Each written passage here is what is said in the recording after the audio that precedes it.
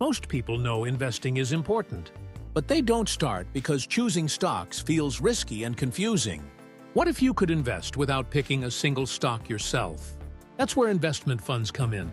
Mutual funds, index funds, and ETFs let beginners invest smartly, without needing market expertise. What is a fund? Think of a fund like pooling money with many people. Instead of buying one stock alone, your money joins thousands of investors to buy many companies at once. For example, if a fund owns Apple, Microsoft, Google, and Amazon, your small investment is automatically spread across all of them. This reduces risk called diversification. Types of funds. Mutual funds, managed by professionals. Higher fees. Bought or sold at day's end. Index funds. Track the market like S&P 500. Low fees. No active management. ETFs.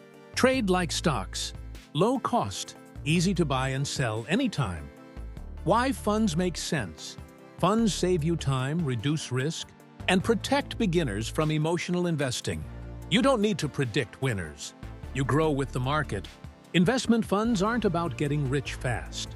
They're about building wealth consistently. Subscribe to Econiqo, because smart money grows quietly, and beginners deserve clarity.